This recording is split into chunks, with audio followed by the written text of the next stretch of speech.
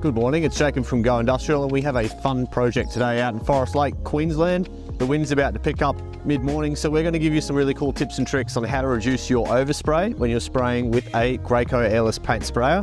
Today we have my personal favourite, the Magnum ProX17, which is an awesome DIY or more or less top of the range handyman unit. We're going to be showing you how to spray Dulux Weathershield, which is a really popular product in summer. So if you're looking at spraying the exterior of your house, if you've got a fence or if you've got like a bag rendered finished wall or anything grand like this, we'll give you everything you need to know from start to finish, how to get it done. So let's get straight into it. We're going to get this unit primed up. We're going to push some paint through the lines and we're going to get it done. We have a really handy 3-part series, which is our Magnum Quick Start Guide already on YouTube. So have a look at the playlist if you've just bought a new unit and you want to run through the exact steps on how to do this properly. But I'm going to give you the nice, fun, condensed version. So make sure it is off. Make sure that your hose fittings are nice and tight. You fasten these with a wrench. We don't want paint spitting all over us. Have your drum. Try and strain when you can. That's the biggest tip I can give for Weathershield and similar exterior acrylics. Often, if it's older paint or even new paint, make sure it's stirred really well before you use it and make sure you strain, because any little bit of paint skin that gets through the lines and through the really fine tip, it's going to cause you a few headaches. And that'll be your first step of troubleshooting if you give us a buzz. So what we do, so we're going to put our main suction tube into the paint. If you've bought this brand new, you'll want to flush out your storage solution first. I'll move that there so it's positioned well. And we have our drain bucket here as well. So this is our drain tube. We're going to make sure that when we prime the pump through, it's going to cycle through the suction tube, drain out the drain tube, and that way we've got paint in our pump before we push it through to the line. Another fun tip, I always have 2 buckets of water on me as well. I've got a nice, fresh, clean bucket over on the side that I'm not going to use just yet, and I have a sacrificial water bucket. This is for throwing tips in, if you need to submerge your gun between coats, just to make sure that anything's not going to dry out, particularly if it's a super hot day. It's the same tip here. Keep in mind this little drain tube, once it's got paint through it, can dry out pretty quick as well. So often, if you leave this submerged in that water bucket, you're not going to have any issues whatsoever. So we'll get it primed up. We're going to flick our unit on. We've got our pressure dial here. I'm going to take it very low pressure to the prime position. We only need to jog it through. And we're going to wait for this paint to come out the drain tube. You can see on our clear suction tube, the paint's coming through.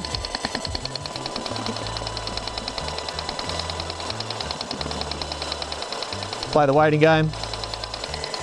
That's all you need. You just need a little bit of paint to come out that drain tube to make sure that you've got enough paint in the line. Once you're done with that, we can clip it back against our main suction tube here. Make sure you clip it, because if the machine over pressurizes for any reason, it's going to evacuate that pressure through the drain tube. So if you're inside doing a ceiling and you got things around you, that little bad boy can flick everywhere and it can get really messy real quick. So we've got our pump primed, that's all ready to go. We have our handpiece. Biggest tip here, please make sure you remove the tip and the guard when you're flushing through initially. If you're going to spray paint through to start, you're going to be there all day. Think you got 15 meters worth of hose that you're going to get this paint through, so this is the fastest way to do it. Make sure that there's no pressure on the line. Our trigger lock is off because we're going to be flushing it through. Hold down your trigger first, then on our prime and spray switch here, flick it into spray, and then we're just going to adjust to a low pressure to get the paint moving through the line.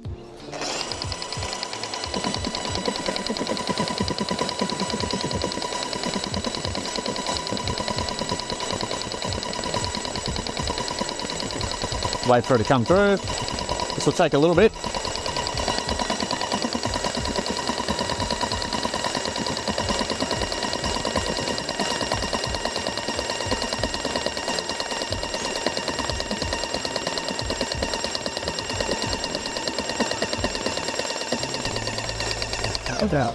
And that's it. We've got paint through the line. Just going to make sure that there's none left there. Always keep a rag on hand to give your nozzle a bit of a wipe. We just don't want this to dry out. And then we can easily spray on our tip and our guard, which today we're going to be trying the new TrueAirless tips that come standard with the Magnums. We do a bonus pack which comes with 2 of our trade tips, which are green, fine finish, low pressure tips. We're going to be doing a bit of a head-to-head with both of those tips today to show you the main difference and why we include those tips in our bonus pack. So a few tips when you're spraying Weathershield. When it comes to thinning, you can thin up to 10% with water for any airless sprayer. Typically, we recommend about 5% with water aids atomization. Atomization being when you're pushing through the paint and the lines, you've got a spray tip in that pressure to create a fan and actually spray the paint. So a bit of water makes it less viscous, you can spray it a lot easier. Any of our smaller pumps, so we're talking the Graco Project Plus, the Graco X5 and the X7, we would recommend definitely thinning with that 5% water to help, especially if you're doing a fence with anywhere between 7.5 to 15 meters of hose. With your ProX17, your ProX19, and any models upwards from there, they generate enough power between the motor and that really reliable piston pump to push that paint through with no problems whatsoever. So it really depends on what tip you want to use. That's when we decide whether we're going to thin or not. Again, if you're experiencing any issues, if you're getting a lot of tip blockages, make sure one, you've strained your paint, you've checked your filters, and your third step, you can thin your paint up to 10% with water. So let's have a look at these tips and we'll get into it. So what tip do I need to spray? What substrate or what project you're tackling really depends on what paint firstly, and then secondly, what you're trying to achieve. So today we're spraying Dulux Weathershield, which is probably the thickest of paints you're going to put through any of our Graco Magnum units. For the most part, even the small electric airless units, this is quite a thick exterior acrylic that you'll be putting through. So we're working towards a certain orifice size that'll actually be able to handle the thickness of paint. And secondly, we need to think about what fan width we're going to select depending on what we're doing. So today we've got quite a large surface area to cover, so we're going to try and use a medium to a large fan width. And how that's determined is with our tip sizes, which is made up of 3 numbers. We've got a master tip article on our website that you can have a look through and really deep dive into how that works. But to quickly wrap it up, our first number, you double that, that's our fan width in inches. Because Graco is all American manufactured, we got to work in imperial. So here today we've got a 5, which is a 10-inch fan, and the next 2 numbers will dictate our orifice, which is essentially how large the hole is to let through that thickness of paint. So we're working with the 15th hour tip on what comes straight out of the box, and this will be pretty much standard and you go to for interior walls, interior ceilings, exterior weatherboards, an exterior of a house, and things like a fence. So what comes standard? We've got our orange Rack 5 guard and we've got our TrueAirless 515 tip.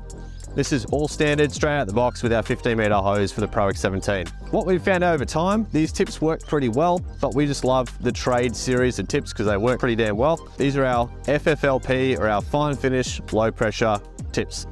These have 2 orifices inside the tips, so it's called double atomization. Basically, to cut that all down and keep it simple, it gives you a really beautiful finish. You're only operating at half the working pressure.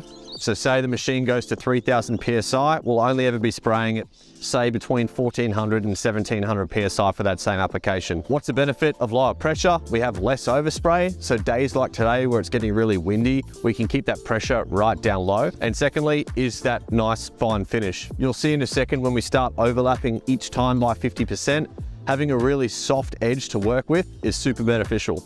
So these new TrueAirless tips on the Magnum series are really, really close to getting there. But we include the 2 extra FFLP tips, a 514, which again will give you the 10-inch fan for walls, ceilings, and fences, things like this.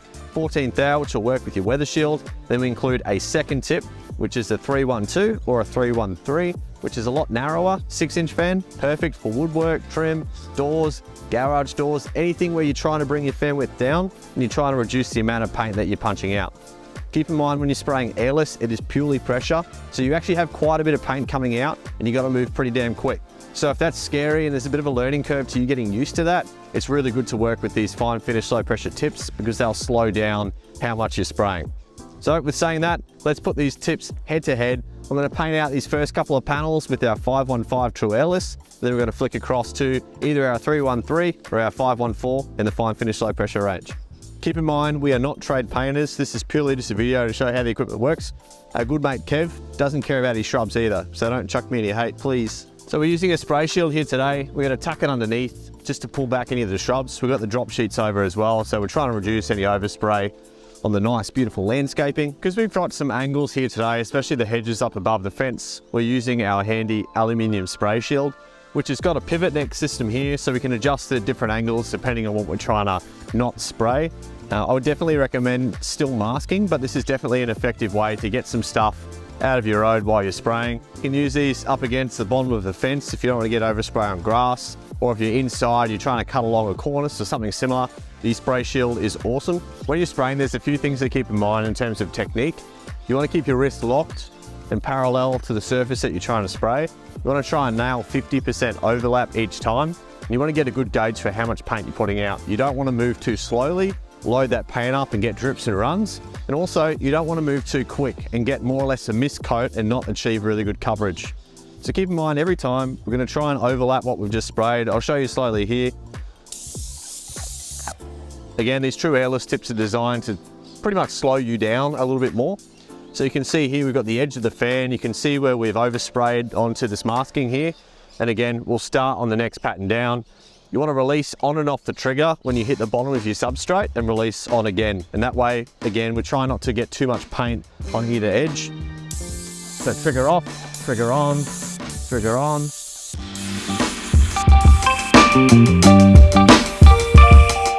atomizing a lot softer.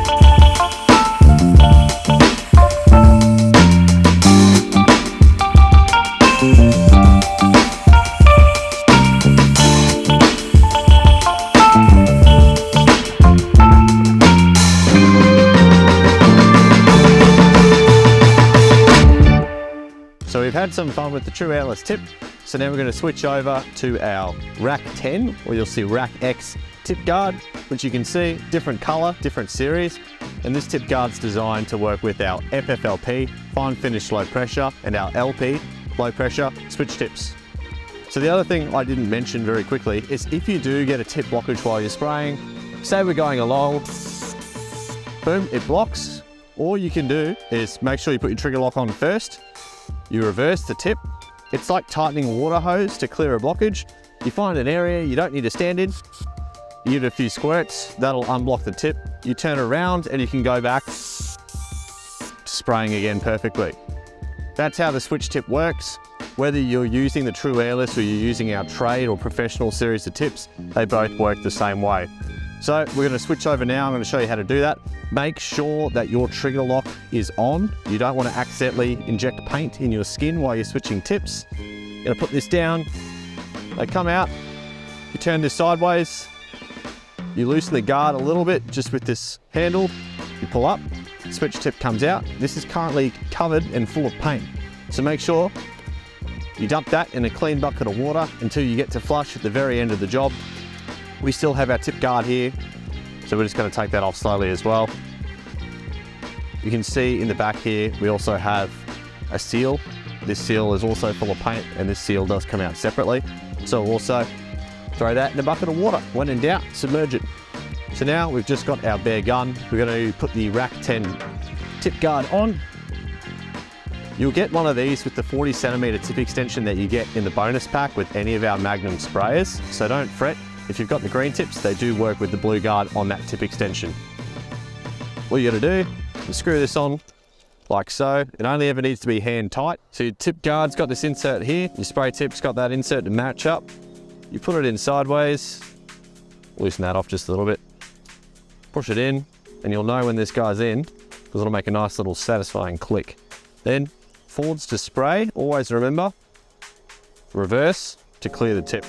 So I always start, I take my trigger lock off, I reverse that tip, give it a few little squirts to make sure it's nice and clear, and then we can start spraying again. So this is the FFLP 514, same fan width, a little bit smaller of an orifice size, but let's see if this spray is much nicer.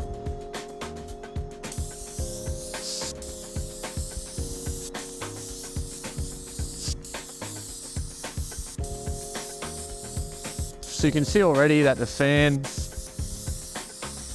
is atomizing a lot softer.